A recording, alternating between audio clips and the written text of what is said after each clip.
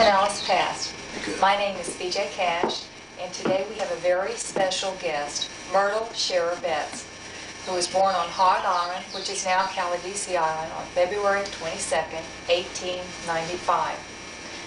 Myrtle, we're glad to have you here today. Thank you. We're visiting in her home, where she has lived since 1955, after roaming the world, and she's going to share many of those experiences with us today. I would also like to introduce Marjorie Fox and Sharon Kirby, who are helping Myrtle revise her memoirs, originally published in 1984 for her family. They were titled, "Yesteryear I Lived in Paradise, the story of Caladesi Island beginning in 1883, while Palm Harbor was still Bay St. Joseph's." Other Palm Harbor historical members that you'll see later on in the program are our pioneer editor, Charlie Jones, who's on camera, Winona Jones, who's our president this year, and Katie Pirro. So now, on with the show. Thanks. Myrtle, why did you first decide to write your memoirs? I wanted my grandchildren to know something of my background, because I didn't learn anything from my father and mother, and I thought it would be of interest to them. I'm sure it will be. How did it happen? How did it come to be published? I guess I had a lot of friends. That's the only thing I can say, because I made no effort at all to get it published, but friends did it for me. Friends, and your granddaughter Terry helped with the first book? Well, I guess, actually Terry had nothing to do about the writing of it or anything of that type. And having it typed, because it was done in longhand, my daughter Susie did it. She did the typing, for which I paid her. Myrtle, I know you're always saying that you're not a writer. And of course that's... I'm saying that I have no formal education. Well, but I'd still like to point out that you wrote a column for the, what was it at the time, the Clearwater newspaper? And you wrote for Nature magazines? Yes. So why do you say you're not a writer? Well, from what I hear, you have to go to college, and I never have seen the inside of a college. Well, you got your education, I think, in a much better way, because you lived everything that you wrote about, and you had the natural skills. I like to say that Myrtle Betz is a storyteller. Well, thank you. But you are that. Thank you. Let's talk a little bit about when Henry came over from Switzerland. And that's how you start your book. Well, he came to this country to see it, not to stay in it. And he spent 5 years touring the United States. He put money in a bank in New York City, and it failed. So it left him, he had to work on farms and so on. He was a strong young man, and they could always get a job on the farm. So sometimes he worked as long as a year somewhere. It took him 5 years to reach the Pacific Ocean. His idea was to come to the nearest port, get a boat, and sail to South America. He wanted to see South America. He came to Florida, and he got a boat, and going on a shakedown cruise, which you probably know, that's when you're trying your boat out. Bad storm hit him, and he drew in the shelter of the bayou over there at the island. And when they went ashore in the morning, a northeast wind had made it all dry, and he could walk ashore. A deer jumped up under his feet, and it was April. He didn't realize it, but the migration time was on. He saw all these hundreds of beautiful birds in blue and red and everything. He thought, well, this is a paradise. So he went to Tampa. Of course, this was Hillsborough County then, and asked his lawyer how he could obtain that land. And he was told he could homestead it. If he lived 5 years on it, he could get a title from the government. Can we back up just a little bit? There's a point I think is very interesting historically. But when Henry first came to Tampa, in order to get money to buy the boat, what did he do? He was a carpenter. He worked on the what was then the Tampa Bay Hotel. And now it's the University of Tampa. Yeah. He must have been a good carpenter. It's still standing there, isn't it? Well, yes, I haven't fallen down. I just knew how to saw and drive nails. So he went over to Tampa and found out what he had to do to homestead. Yes, because this was Hillsborough County then. And he found out he could homestead by living there 5 years. He had to build a livable house, and we were an agricultural country back then, so he had to do something, either stock or something growing to make a living to obtain the title. So he put in a garden. Yeah, he put in a garden and he got hogs. And tell us when he used to come over to the mainland and he'd sell the produce from the garden and fish. Well, back in those times, we didn't have any ice to begin with, and the grocery stores did not carry farm produce, that is, vegetables and chickens and so on. So it was delivered by those who produced it. The horse and buggy would come around to your house. And my father walked around with a basket and sold his stuff. And while he was going door to door selling, because the housewife would come out and pick. Now, was he smoking mullet at that time? I think he did. Okay. Yeah. It's one of your favorites, isn't it? Yes.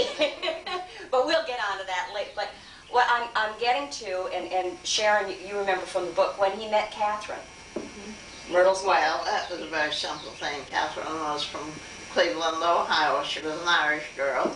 Came to this country with her family when she was 3 years old. And she became, as girls did back in those days, didn't have much other chance but to be a domestic or a servant. So she was working for a family in Cleveland who were wealthy, the L.H. Malones, and they wintered in Dunedin, had a winter home there. She came down with them. And when Henry came to the house peddling his fish and garden produce and so on, he, of course, it was Catherine that bought them. And they fell in love and got married. Didn't the Malones used to come out for day trips to the island? And yeah, often. They had a sailboat, and of course that was before the days of cars. And parties would have their picnic lunch, and they would come to any of the islands. And the hotels preferred their guests to go away in the noon hour and have the main meal at night. At night, yeah. Maybe we could talk about the wedding, Catherine and Henry's wedding on the island. Yes, she was married in a palm grove back of where the house stood. It stands there today, the palm grove does. They brought a minister over on a rowboat from town. They were married there. So they took up residence, and of course Henry had been living there because he built the house. Yeah. But so they took up. Been there for some years before he married. Catherine was a good cook, wasn't she? She was an excellent cook. She passed a little on to me. Well, that's good to know. What did you fix for lunch? well, as far as cooking for myself, I have no use, but I love to go somewhere and make food for other people. Well, one thing that I think Sharon and I have talked about is maybe getting you to write down some of your recipes. May not go in this book, but maybe we can come out with something else. Well, I think Terry already has one, but I believe that back at that time, Terry was a strict, shall I say, vegetarian. Maybe she ate fish. So there's no meat recipes in my book. But Terry has a book that I wrote of the type of cooking that I did. Yeah. And so Catherine and Henry, at one time didn't they want to entertain when people would come in and entertain in the house? Because she used to make the. My mother made dinners because there was no restaurants back in those days. If you wanted a meal, you went to a hotel. And people knowing that Catherine was a wonderful cook, used to come and have meals at the island. Her specialty was a roast pig. My father raised, he had to make me sick today to see one, but nevertheless, it was a whole pig roasted and weighing about 12 pounds or so.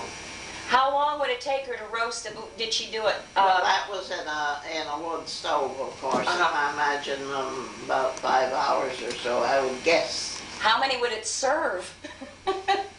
Well, if the pig weighed 12 pounds, it probably would feed at least 15 people. She must have enjoyed.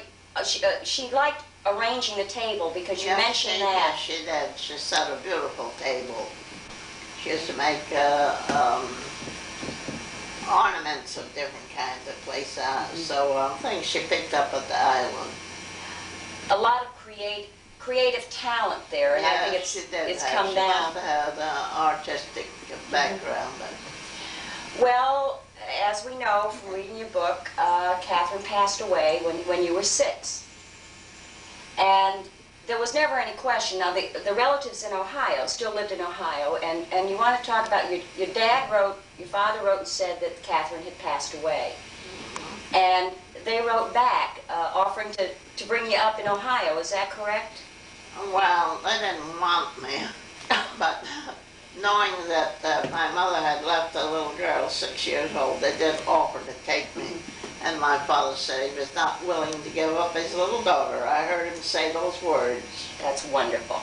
And he didn't. And then he taught you. He raised me and taught me to do a man's work. And I'm more able, I guess, today to do that than I am a woman's work as far as that goes. Swing an axe, a hoe, and a shovel, and everything else of that kind. It didn't hurt me any. I wouldn't reach 95 if it had. When you were 9, of course, Henry had taught you how to read, and he taught you, in addition to the gardening skills. Yes, he taught me as he had been taught in Switzerland. And but he had been educated at university as a teacher. Yes, he went to the University of Zurich. Right. So that fine day when you go to school, tell us what it was like to go to school when you were 9 years old, and describe the whole thing so people can have a good idea of what it was like. Well, of course, everything was absolutely new to me, the children and everything of that kind. But I just took it in my stride, evidently. It didn't annoy me in any way. And I guess I must have had a pretty good mind, because I didn't start in the 1st grade. I started in the 4th. And this is a one-room schoolhouse at the Yeah, time? 30 pupils, and one teacher in 8 grades. But your typical day, you'd get up what time? Well, my father didn't let me be a laggard. I got up and made his breakfast, so probably I got up around 5 o'clock. Slept in late, huh? Yeah, it was late. He used to holler at me, "Get up, Myrtle, half the day is gone." And he figured up from 12 o'clock at night. But yes, I'd get up and make our breakfast and leave a lunch for my father and pack one for me and dress and get in my little skiff and pull across the bay. How long would it take you? Depended on the weather. It was a 45-minute trip if the weather was calm. But I have spent as much as 3 hours crossing that bay during a storm, because sometimes I would drift back as far as I gained ahead when I took a stroke. Oh dear. Myrtle, that's one of the most famous stories about you, is how you used to row to school as a little girl. There must have been times when it was frightening, or Dumb little me, I didn't think anything of it. children today, I think, would be horrified if their parents told them they had to. Well, I don't imagine I would even be allowed. It would be called cruelty to children. But I didn't consider it a hardship. I didn't know the difference. I went to school, tied up my boat, walked to school, came back in the evening, rowed home. First place I headed for was the wood pile. Carry wood in the house because we had a wood stove. Well, we start my dad's supper, feed the chickens and fattening pig and so on. What'd you do in your spare time? I didn't know I had it. What I love too about that, remember when they went from at school, at first they'd have a hymn singing, but then they changed that and had calisthenics. Yeah, I needed them. I really did. After pulling across the bay, I really needed calisthenics. Well, I stood up and did just what the rest did, nevertheless. I should have just sat in my seat and said I've had mine. Tell us about the girls' baseball team.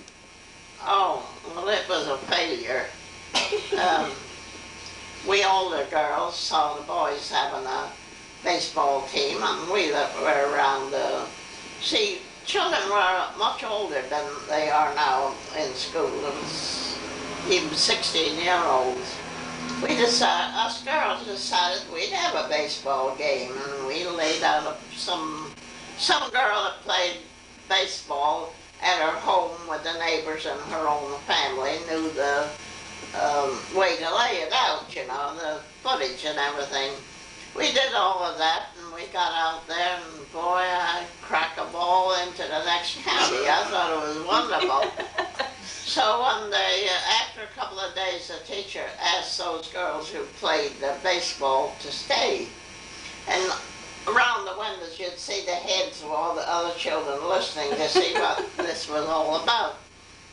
And the teacher just said she thought she had little ladies in her class, but she found out she had roughnecks. And she wanted us to stop the baseball playing. Oh, no. Myrtle, I know from reading your book that you had a lot of pets on the island. Had a lot of pets. Animals that you befriended. Do you want to tell Oh, well, I'm still that kind of a nut. I feed a possum out here on my porch. He's the best garbage collector I ever had. But, yes, I had pet raccoons that would crawl up in my lap like a cat. And, of course, I always had a dog and a cat. And occasionally we had a horse, which I loved. You also had a king snake for a while, didn't you? Oh, I had a king snake right up until I left the island. And I'm pretty sure that though that king snake was fearless of people, I just pick it up and put it in my pocket. It was big fella.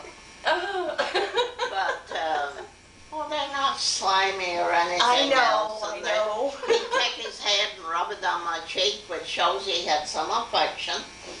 But I'm very much afraid because he was used to people and showed himself after I left. First person seeing him would kill him. Right. I'm very down on people who kill snakes. I'll remember that, Myrtle. Next one I Kill see. the poison ones. Which would you rather have, a snake or a rat? You never caught any disease from a snake. And snakes are very good ratters. No, we ought to befriend snakes, and the smaller ones eat insects. They're good in our gardens. Of course, when it comes to a rattler, sure, I do away with him. Well, I remember that there was a story about a little kitten that you had, that you were weeding one day, and the kitten got excited. Do you remember this story? The kitten got excited, fluffed up, and there was a rattler right where you'd been weeding. Well, I've had that happen right here. I had a cat that I had for 16 years here, and since I've lived here, I've killed 60 rattlers in this place right here. And this cat of mine would make them coil, and then he'd yowl. Naturally, I came out with my .410 shotgun and finished the snake off. So, cats do have sense enough to recognize snakes are dangerous. If we go camping, can I go with you? I'd be glad.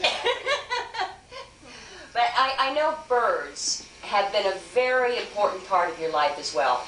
Well, because it was the one thing I could study, and then I became a bander for the biology survey. It says fish and wildlife now. And I banded birds, and that interested me, particularly the migrants, that I would band one spring and catch the following spring. Now, let's get back to raccoons for just a minute. Now, I know you did have some that were pets, but how did raccoons figure into earning some money for you?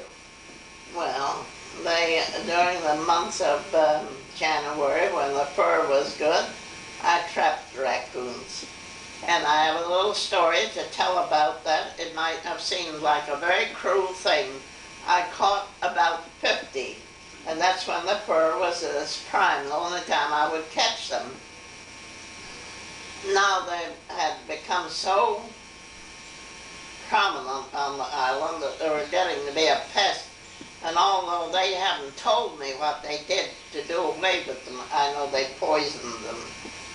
Instead of trapping their poison. So I think maybe my method was better. Right. I used to take approximately 50 out.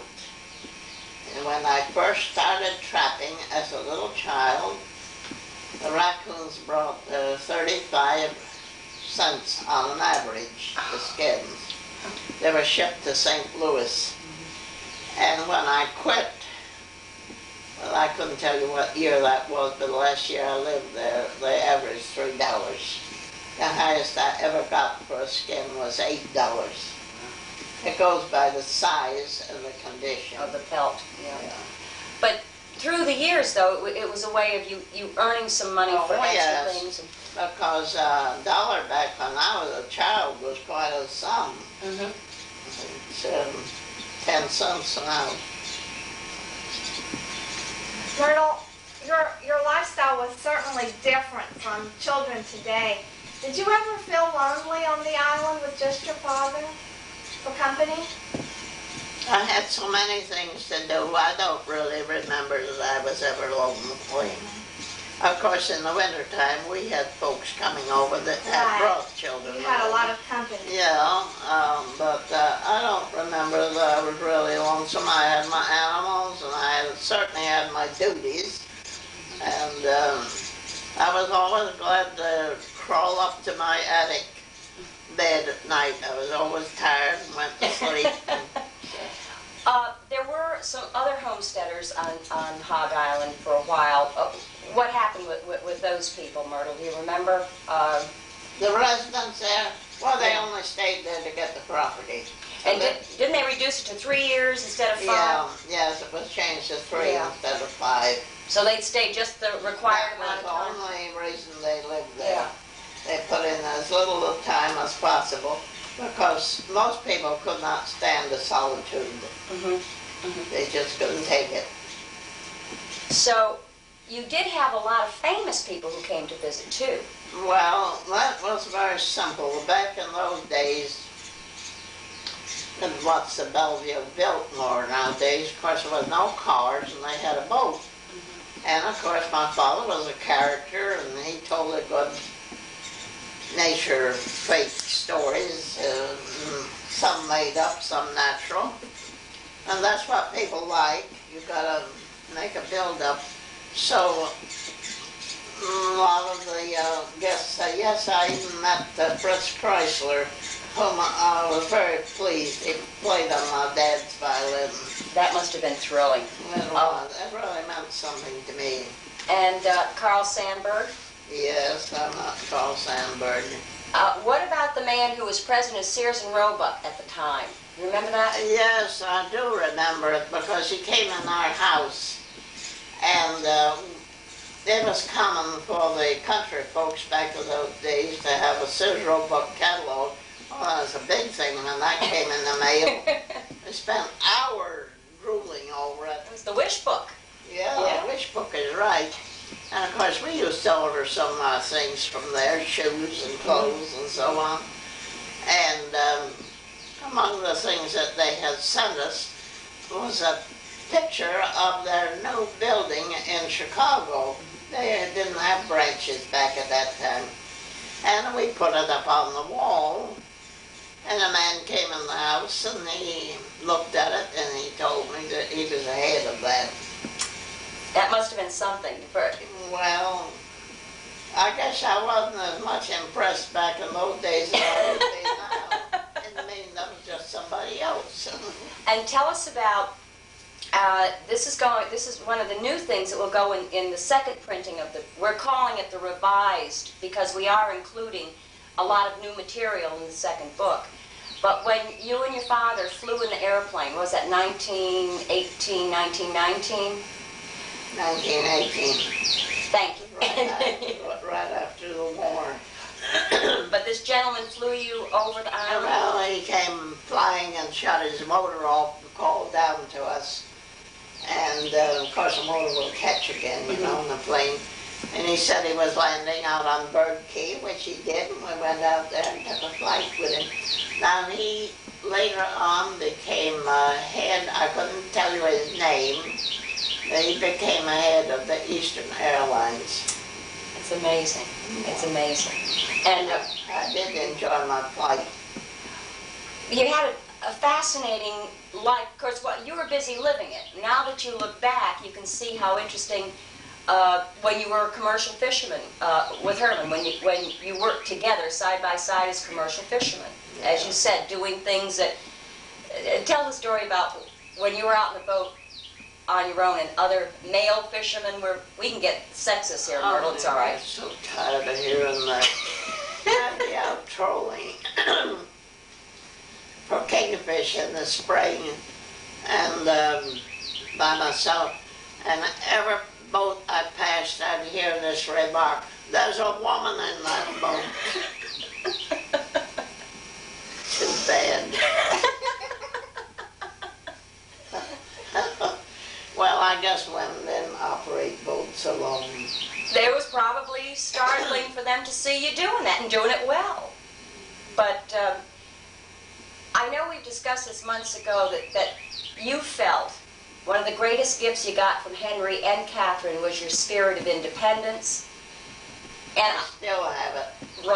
right, it still shows. Still have it. That's a wonderful legacy for parents to give to children, I think, this independence. Well, it's a wonderful thing to be more or less satisfied with what you have, not being want to grasp more, get more, be unsatisfied. I'm perfectly satisfied in my little shack here, just as much so as I could be. When was the last time you were out at Caladesi Island, Myrtle? Do you remember? Well, it's been some years ago. I lost the use of my legs and I have to use a walker, so I wouldn't think of going there. The rangers are all very kind and thoughtful and everything, but as long as I can't get around on my own over the places I like to walk and see that I remember, I'll just stay away. Well, I think we could talk about one of the reasons, excuse me, there's several reasons why the book is being reprinted.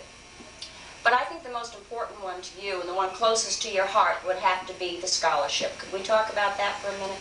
Well, I'd like to do something for young people, and that's the only thing I could do. I don't have the means myself. And I thought that if it was turned to that, some child that didn't have a chance, and it could be a black child even, I wouldn't care who it was, and I would prefer that they didn't know where it came from. But the money from the sale of the book Yeah. will go into the Henry Scherer Memorial Scholarship Fund. And Sharon, I think we told Myrtle about Friends of the Palm Harbor Library will be administering the scholarship fund. They will create committees to choose the students, and they will have the books Well, to that's sell. wonderful. I kind of wondered what became of, I think the book brought something like $1,400. And I know where I have two daughters, one borrowed from it and paid back, another one didn't. But I think there's something close to $900 now in there. Now that's from the sale of the first book. Yeah. And the sale of the second book will go into the fund, and it will be administered by the Friends of the Library. And We are ready to go now. Sharon, your granddaughter Terry Fortner and I, my husband Terry Fox, we've been busy making the corrections. You've helped, certainly, because you remember all the correct details. Yes, I did some of it. She passed it over to me. And, Oh, we made your work, Myrtle. You got to do that. well, the trouble is sometimes you write something and somebody else decides they can improve it. I changed it. We tried not to do that. No. Well, the only thing I want my book to be accurate, Right.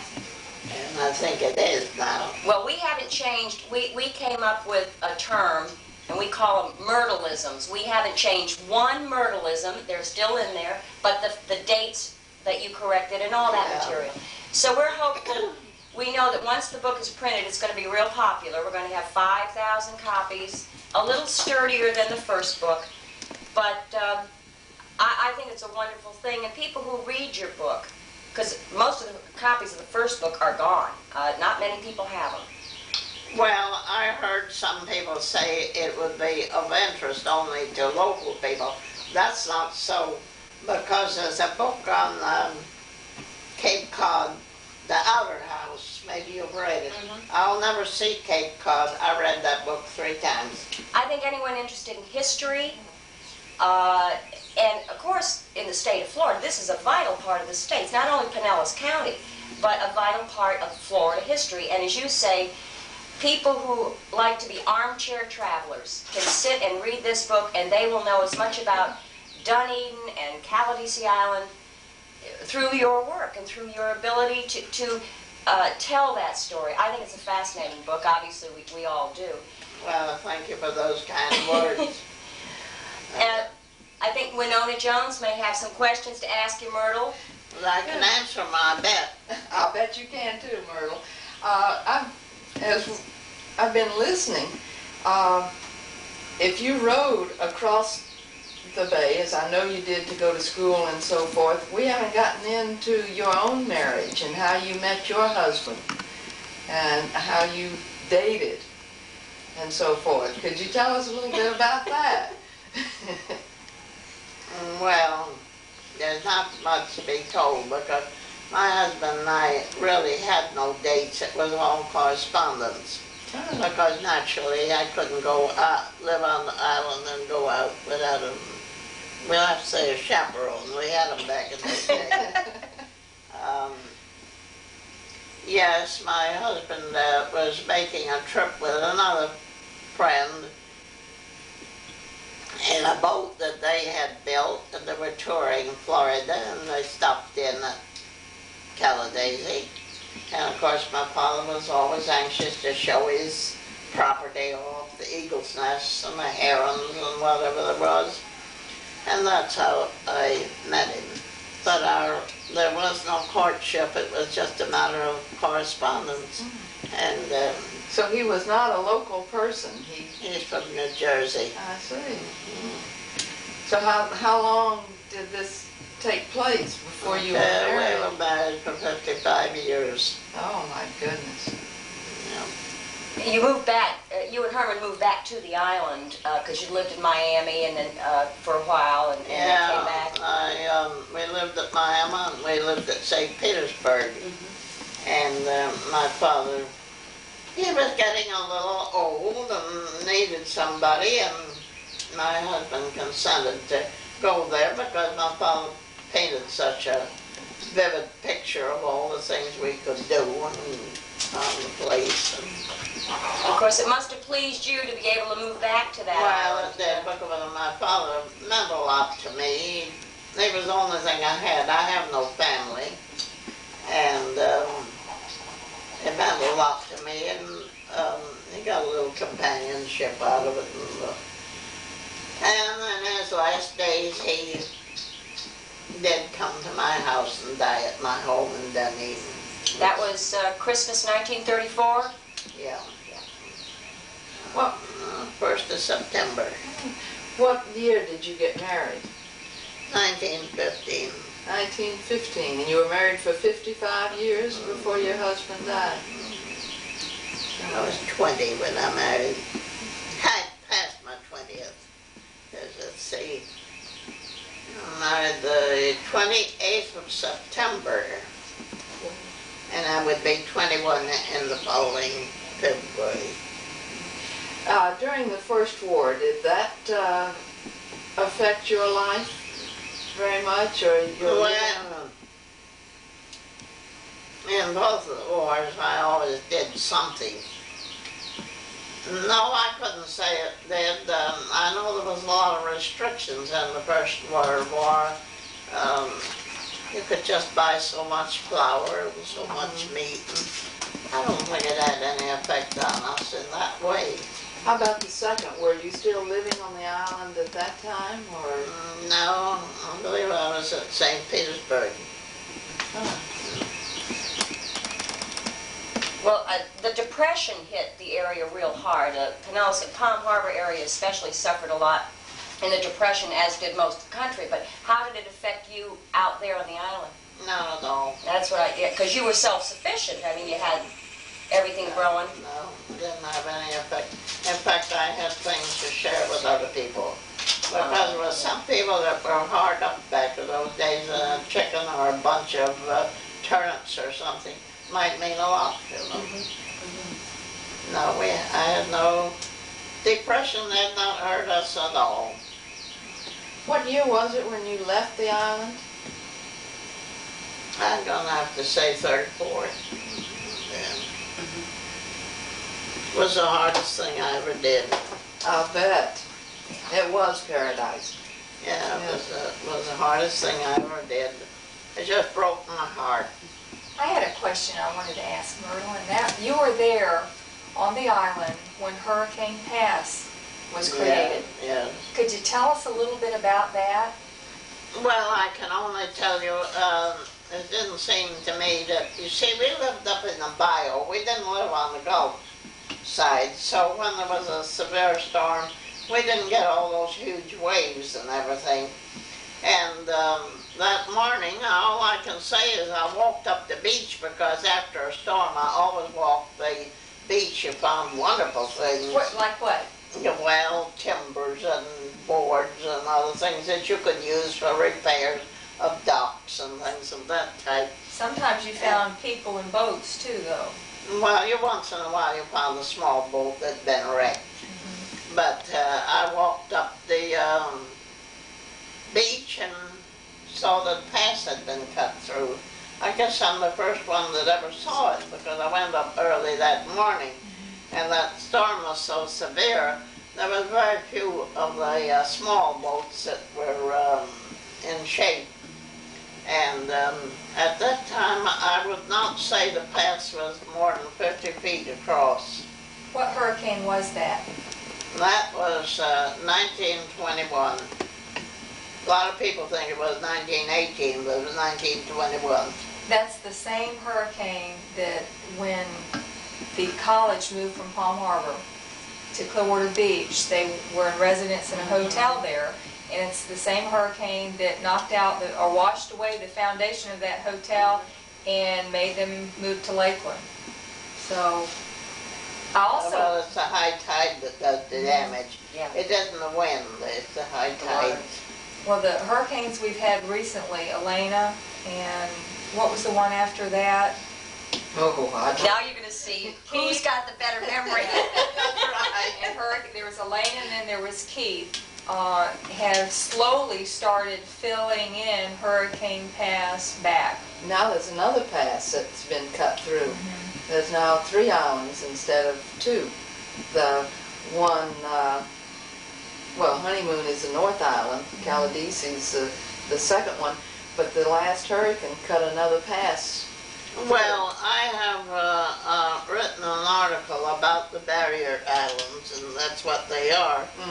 And I tell how they have a life, and eventually they are destroyed. And to prove that, Clearwater Beach is a very, very recent island. The other islands have now been built up into I don't know what they call the subdivision, but there was a lot, they called it broken islands that were in there. Now they, of course, have been filled in and there's homes built Is that like there. island But estates? that was the beginning. but the barrier islands are due to die. What is the life expectancy of one? Oh, well, thousands of years. Thousands of years. Thousands of years. But they aren't really meant to build on, are they? The barrier islands are exactly that. They are just that. They protect the mainland.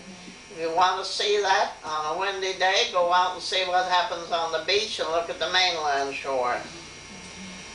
Which I think brings us to how happy you are that Caladesi is now a state park and not built up with all these... that plays me more than any one thing. Because I realize that stay more or less in its natural state. And thousands of people every year visit Caladesi, and they go on the nature walk. I know you wish more people would take the nature walk, but I'm sure that they just come away seeing a part of Florida that they didn't even know existed. Yes, because so much of our wild land has been destroyed. You and Winona Jones and Charlie have something in common. You're both people who have a great love for the ecology, the natural state.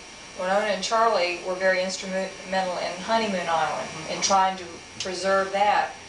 So we each have a job to do, a continuing job. You started it with Caladesi and Winona and Charlie with Honeymoon Island, and we still have to keep watch.